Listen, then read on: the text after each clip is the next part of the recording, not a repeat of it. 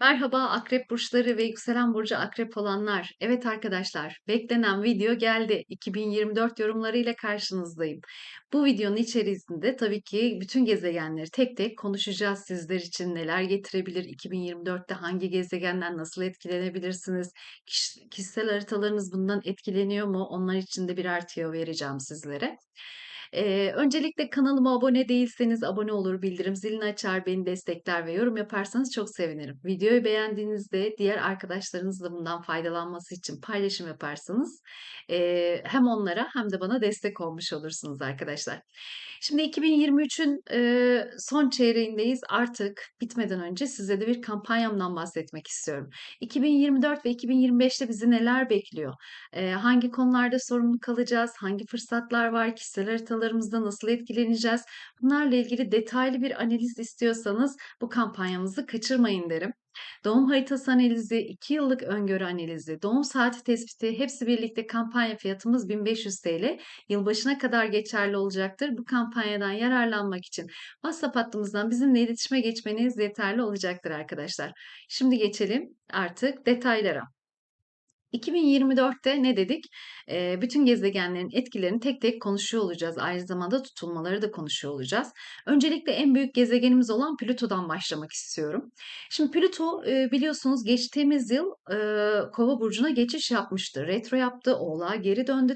Tekrar ileri hareketle Kova'ya tekrar geçiş yapacak.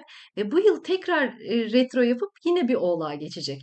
Bu geliş geçiş aslında son geçiş ve bundan sonraki süreçte artık 18 yıl boyunca Kova'da devam edecek bu seyahate.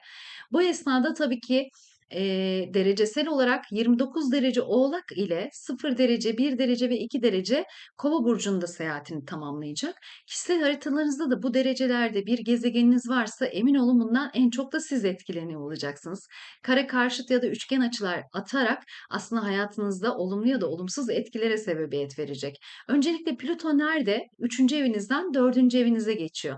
Ev almak, ev satmak, taşınmak, evlenmek, boşanmak gibi konularınızı net şekilde etkiliyor olacak. Bu konuları ciddi ve sert bir şekilde yaşıyorsanız ki geçtiğimizde başlamış olabilir bu konular. 29 ile 2 derece kova arasında bir gezegeniniz vardır ya da oradan açı alan bir gezegeniniz vardır. Yani o derecelerde bir gezegeniniz varsa bundan mutlaka siz de çok etkileniyor olacaksınız demektir arkadaşlar. Dediğim gibi köklü bir evlilik, köklü bir boşanma, kökten bir evdeki problemleri çözme, büyük değişim dönüşüm enerjisi yaratır. Yani bu şehir değişikliği, yurt dışı değişikliği gibi bir konuya da eşitlenebilir. Ev almak, ev satmak ama burada köklü belki de ömür boyu yaşayacağımız bir eve geçiş yapmak gibi bir konuyu da tetikliyor olabilir arkadaşlar. Uzun süre bu değişiklik unutulmayacak diyebilirim sizler için. Ana aksa değdiğinden dolayı en çok etkilenenlerden biri sizler olacaksınız akrepler olarak. Şimdi bunun dışında Uranüs'ün etkilerine bakacak olursak Uranüs Boğa burcunda seyahatine devam ediyor arkadaşlar. Tabii ki buradaki seyahati yeni başlamadı. Bayağı uzun zaman oldu başlayalı. Ama 19 derece ile 27 derece arasında eğer bir kişisel gezegeniniz varsa Uranüs'ün etkilerinden bu yıl daha çok etkileniyor olacaksınız. Uranüs 7. evinizde seyahat ediyor ve 7. ev konuları evlilik, ortaklık konularıdır. Açık düşmanlardır aynı zamanda. Ama orada bir Jüpiter de var. Tabii ki o Jüpiter'in etkisiyle de burada biz bir düşman beklemiyoruz. En azından bize şans getirecek bir sıkıntı yaratıyor demektir bu. O yüzden çok pozitif yorumlamak istiyorum burayı öncelikle. Uranüs'ün etkileri Boğa burcunda olduğundan dolayı aynı zamanda gelirlerimizin artması, başkalarından şans ve fırsat yakalamak gibi etki de yaratabilir. Ani beklenmedik hızlı bir şekilde evlilik kararı alabiliriz, boşanma kararı alabiliriz.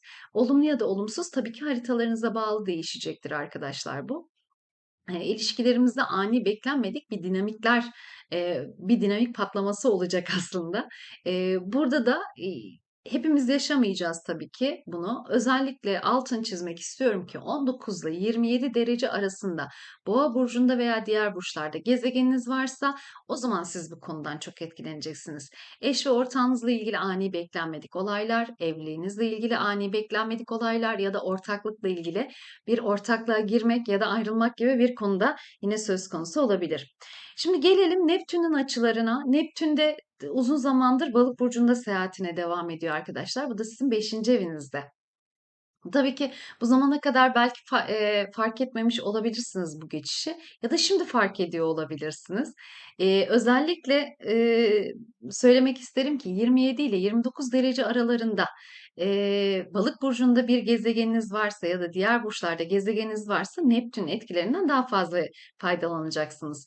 Peki bu etkiler ne olabilir? 5. evde özellikle aşk, ilişkiler, hobiler, bunun dışında yaratıcılık kabiliyetinizi ortaya çıkartabilecek, özellikle sanatsal faaliyetler, ya da el becerileriniz gibi durumları ortaya çıkartabilir. Kendi yeteneğinizi keşfettirebilir her şeyden önce. Çocuk sahibi olabilirsiniz. Çocuklarınızla ilgili güzel gelişmeler yine söz konusu olabilir. Okul kazanmaları, evlenmeleri, gibi bir konu yine tetikleniyor olabilir. Tabii ki, 5. evde, eğer hayatımızda biri yoksa yeni bir aşk geliyor olabilir bu yıl. Özellikle 27 ile 29 derece aralarında Balık burcunda bir gezegeniniz varsa otomatikman bu etkiden daha çok faydalanıyor olacaksınız. Artı Satürn yine Balık burcunda arkadaşlar. 2023'te girmişti biliyorsunuz. 0 ile 7 derece arasında, gezegeniniz varsa bunu geçtiğimiz yıl zaten yaşadınız bu sorumluluğu. Aşk ve çocuklarla ilgili. Şimdi bunların ödüllerini alma zamanı diyebiliriz. Ama eğer o sorumluluğu hala karşınıza almadıysanız o zaman 12 ile 19 derece arasında gezegenleriniz var mı? Onu bir kontrol edin çünkü bu dönemde direkt evlenme teklifiyle gelen bir sevgili karşınıza çıkabilir. Bununla ilgili sorumluluk alırsanız ciddi anlamda umduğunuzdan daha büyük şanslara sahip olabilirsiniz. Bu dönem gezme tozma zamanı değil, daha çok böyle kalıcı ve köklü sağlam ilişkiler kurma zamanı diyebiliriz Satürn'le. Çünkü Satürn böyle flörtöz bir yapıya sahip değildir. Girdiği evde de o konuyla ilgili sorumluluk al der. Yani flört varsa bu evlilik ve ciddi bir ilişki olmalı. Flört aşamasında tutuyorsanız yanlış bir ilişkinin içerisindesiniz ya da bu ilişkinin içerisinde boşa vakit kaybediyorsunuz anlamına gelir arkadaşlar. O yüzden oyalanmayın ve ciddi ve sağlam ilişki için eğer sağlam değilse ilişkinizi bitirin ve sağlam ilişki için yerine yer açın diyor. Tabii ki çocuk sahibi olmak isteyenler için bu yıl çocukla ilgili çok güzel gelişmeler olabilir.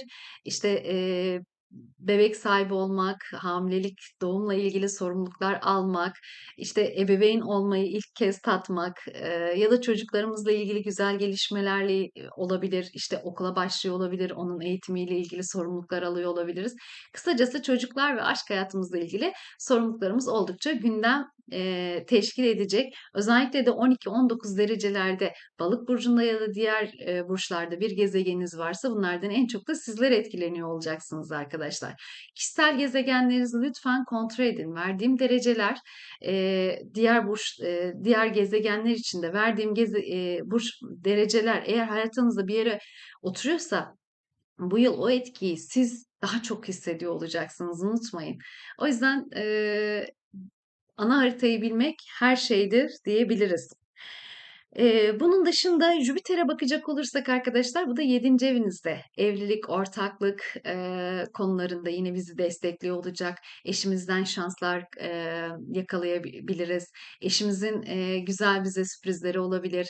Yine yıl içerisinde 2024'te zaten bu başlamıştı biliyorsunuz. 2023'te başlamıştı. 2023'te başlayan konuların bu dönem tamamlanması söz konusu olabilir. Yine eşimizin gelirleriyle ilgili artışlar yine söz konusu olabilir. Yapacağımız güzel ortaklıklar söz konusu olabilir. Direkt evlilik teklifi alabiliriz. Geçen yıl başlamış bir ilişki bu yıl evliliğe dönüyor olabilir arkadaşlar.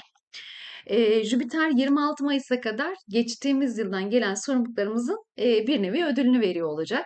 2024'ün 26 Mayıs'ından sonra ise Jüpiter İkizler Burcu'na geçiş yapacak ve yıl sonuna kadar burada seyahatine devam edecek. Bu da sizin 8. eviniz arkadaşlar. 8. ev kredi, miras ve eşimizin gelirleridir, ortak paralardır. Miras konularında, nafaka konusunda ya da prim, ikramiye gibi konularda eşimizin gelirlerinin artması konusunda bize oldukça fırsatlar getirecek. Miras beklentimiz varsa bunlar gelebilir. Bir mal paylaşım varsa yine bunlar gelebilir.